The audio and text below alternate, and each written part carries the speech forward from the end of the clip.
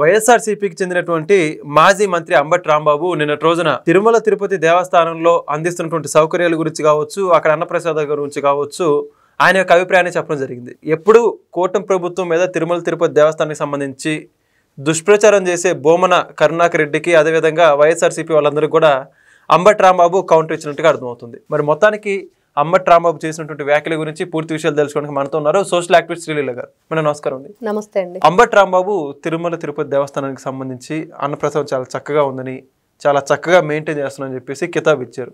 మరి ఇప్పుడు వైఎస్ఆర్సీపీ వాళ్ళు ఏమంటారు? మరి ఏమంటారు? పాపం జగన్మోహన్ రెడ్డి గారికి తెలిస్తే గతంలో ఎవరెవరికి ఏ విధంగా పనిష్మెంట్ ఇచ్చాడో అదే పనిష్మెంట్ ఉంటుంది. ఎవరైనా వ్యతిరేకంగా మాట్లాడినా, కూటమి ప్రభుత్వానికి అనుకూలంగా మాట్లాడినా పాపం దువ్వాడ శ్రీనివాస్ లాంటి వాళ్ళు మరి బయటికి పంపబడ్డారు కదా. మరి అలాంటి చర్యలు ఏమైనా ఉంటాయా? మరి ఉన్నమాట అంటే ఉలికెందుకు?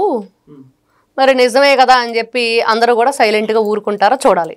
అసలు నిజంగా ప్రతి ఒక్కరు నిన్న కూడా చాలా మంది కొంతమంది వెళ్ళొచ్చారు, నాకు తెలిసిన వాళ్ళు తిరుపతి వాళ్ళు కూడా సేమ్ అదే. వాళ్ళు తెలంగాణకు చెందిన వ్యక్తులైనా కూడా చాలా బాగుంది.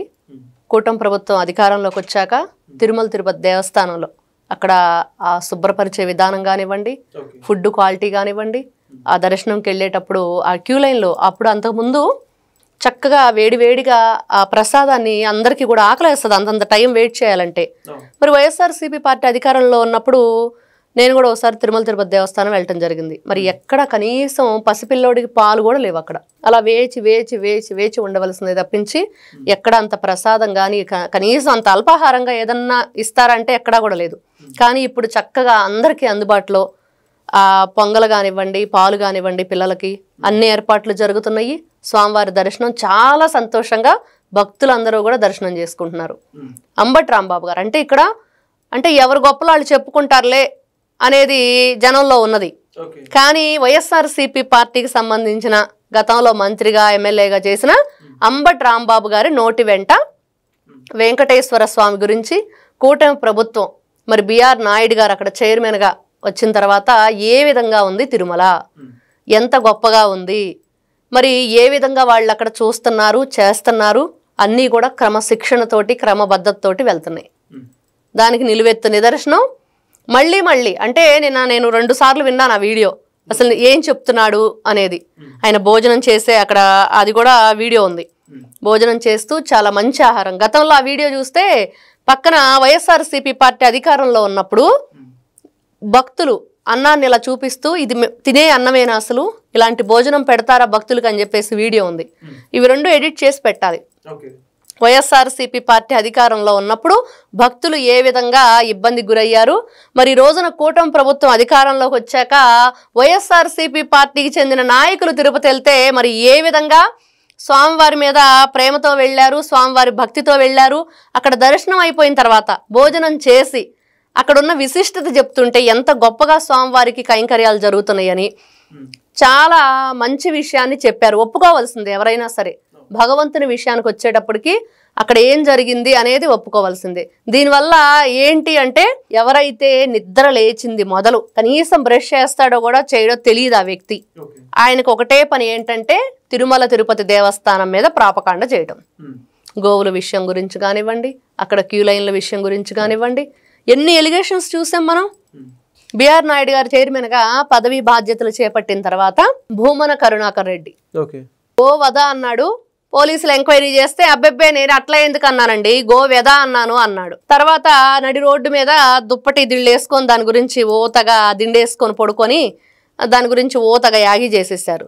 తర్వాత ఒక వ్యక్తి చేత మరి హడావుడి చేయించి వీడియో తీయించి క్యూ లైన్లో మరి దాన్ని కూడా సోషల్ మీడియాలో పోస్ట్ చేయించారు.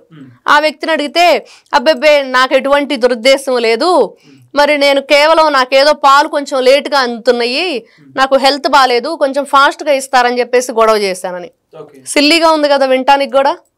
అంటే వాళ్ళు ఎంత దిగజారిపోయారు. ఏదైనా ఒకటి అలాంటి క్రియేట్ చేసేటప్పుడు మరి మనం ఎంత చీప్గా బిహేవ్ చేస్తున్నాము, ఇలా చేయటం కరెక్టేనా, ఆ పవిత్రమైన స్థలంలో ఉండి స్వామివారి కోసం వెళ్ళినప్పుడు మనం ఏ విధంగా ఉండాలనేది కూడా మర్చిపోయి. మరి అంబటి రాంబాబుని వైఎస్ఆర్సీపీ పార్టీలో ఉంచుతారా, సస్పెండ్ చేస్తారు? మరి అదేనండి మనం వేచి చూడాలన్నమాట. గతంలో ఎన్నో సందర్భాల్లో మరి దువ్వాడ శ్రీనివాస్ ఆవిడ దివ్యల మాధురి వాళ్ళు కూడా కొన్ని సందర్భాల్లో లోకేష్ గారి గురించి మాట్లాడారని, మరి ఆయన లీడర్గా మంచి ఫ్యూచర్ ఉందని చెప్పి వాళ్ళు చెప్పటం, ఆ తర్వాత సస్పెండ్ చేయబడటం, ఇవన్నీ కూడా చూసాం. అలాగే ఇప్పుడు ఈ రోజున చూస్తే తిరుమల తిరుపతి దేవస్థానం గురించి మరి అదే అంటే వాళ్ళకి ఎన్ని కారణాలు ఉన్నా బయటకు వచ్చింది ఏంటంటే కేవలం టీడీపీకి కొంచెం ఫేవర్గా వీళ్ళు మాట్లాడుతున్నారనో లేకపోతే ఆ నాయకుల్ని పొగుడుతున్నారనో కొన్ని సందర్భాల్లో వాళ్ళ గురించి ఆ ట్రోల్స్ అయితే బాగా నడిచినాయి. మరి ఈ రోజున వైఎస్ జగన్మోహన్ రెడ్డి గారు మరి భూమన కరుణాకర్ రెడ్డి ఆయన చేత చెప్పిస్తున్నాడు ఈయనే. అది మాత్రం ప్రతి ఒక్కరూ తెలిసిన విషయం.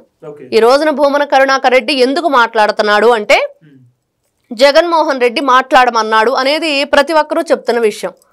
మరి ఈ రోజున భూమన కరుణాకర్ రెడ్డికి మరి ఆయన్నే మళ్ళీ కూడా మరి తెర మీదగా తీసుకొచ్చి ఇండైరెక్ట్ గానో డైరెక్ట్ గానో ఇదేంటి అంబటి రాంబాబుకు మళ్ళీ కౌంటర్ ఇప్పిస్తాడా, లేకపోతే పార్టీలో నువ్వు ఇంకా ఇక్కడ ఉండటానికి కుదరదు, మేమంతా కూడా అబద్ధాలు చెప్పుకొని బ్రతుకుతుంటే నువ్వేంటి ఇట్లాంటి నిజాలు చెప్తున్నావు, కాబట్టి ఈ పార్టీకి కొన్ని అర్హతలు ఉండాలి, పార్టీలో ఉండాలంటే బూతులు తిట్టాలి, అబద్ధాలు ఆడాలి, మరి ఎలా అంటే అలాగా రప్పమని నరికేస్తూ కొన్ని విషయాలు చూసే ఉన్నాం.